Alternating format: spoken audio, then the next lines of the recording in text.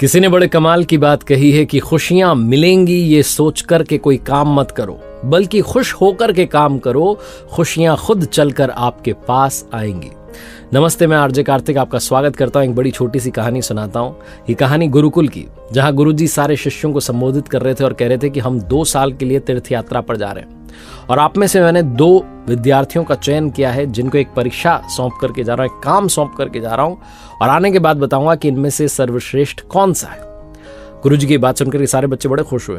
2 जो उन्होंने पहले से सिलेक्ट किए थे उनको आगे बुलाया और पहले बच्चे को एक चीज सौंपी। उसके हाथ में गेहूं के कुछ दाने रखे और कहा, बेटा ध्यान रखना, ये बढ़ते चले जाएं। 2 साल बाद जब आऊं तो मुझे मेरे चेहरे पर खुशी चाहिए, मैं मुस्कुराऊं, ऐसा काम करना। उसने कहा ठीक है गुरुजी।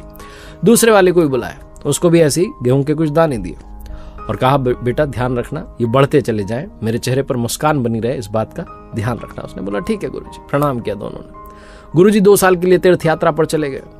जो पहले वाला था उसने सोचा कि क्या किया जाए, ऐसा क्या किया जाए कि गुरुजी के चेहरे पर मुस्कान आए। तो उसने एक छोटी सी डिब्बिया ली, उसके पास में जो डिब्बी थी, उस डिब्बी में उसने वो जो गेहूं के दाने थे वो रख दिए और उस डिब्बी की पूजा करने लगा। उसको लगा कि गुरुजी बड़े प्रसन्न होंगे कि मेरी जो अमानत थी उसको मुझसे भी ज्यादा माना, मेरे जितना सम्मान दिया। तो जहां वो पूजा करता था वहां पर जाकर के डिब्बी रख दी। रोज चंदन लगाता, तिलक लगाता, पूजा पाठ करता, जैसे गुरुजी को भोग लगाता था वैसे भोग लगाता, पूजा आराधना करता, जो उसकी नित्य क्रिया थी वो करता चला गया। 2 साल तक उसने यही काम किया।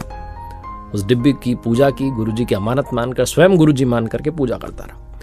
जो दूसरा वाला था उसने क्या किया, वो अपने गांव गया, अपने पिताजी से कहा, पिताजी खेत में थोड़ा सा जो है मुझे हिस्सा चाहिए, थोड़ी सी जगह चाहिए। मैंने गुरुजी ने काम सौंपा है। पिताजी ने पूछा क्या करना है, तो उसने बताया गेहूं के दाने, इनको बढ़ाने हैं।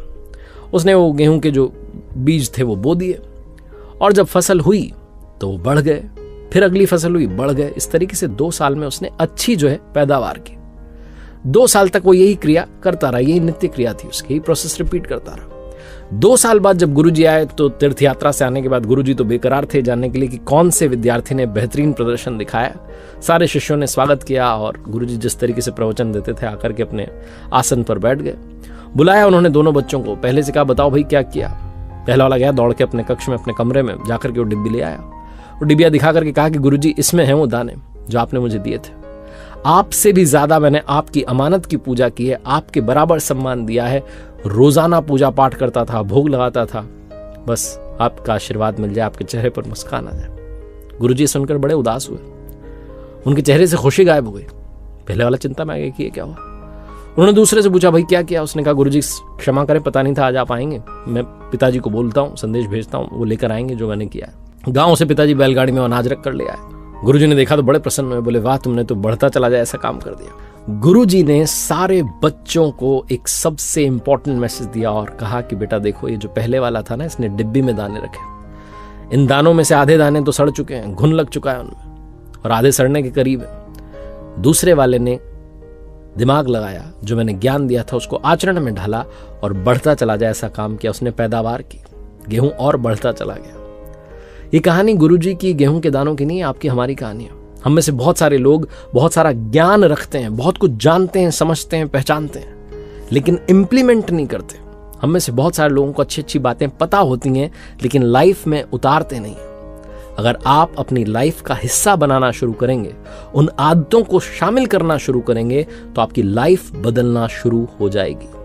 अपनी लाइफ में चेंजेस लाने हैं तो जो आपने सीखा है उसको जीवन में आचरण में ढालना शुरू कीजिए, आचरण का हिस्सा बनाइए, अपनी लाइफ का हिस्सा बनाना शुरू कीजिए, वरना ये सारा ज्ञान ऐसे ही धरा रह जाएगा और एक दिन आप कहेंगे कि बहुत देरी हो गई। एक बार फिर से वही बात जो अक्सर आपसे कहता हूं, कर दिखाओ कुछ ऐसा कि दुनिया करना चाहे आपके जैसा। याद रखिए मैंने अपनी ऑफिशियल वेबसाइट लॉन्च की है www.rjkartik.in, जहां कुछ कोर्सेज हैं, आप जाइएगा, देखिएगा। उम्मीद है आपको पसंद आएंगे, आपके काम आएंगे। और हाँ, हर सोमवार सुबह 9:30 बजे देखना मत भूलिए मेरे साथ एक नई मोटिवेशनल कहानी।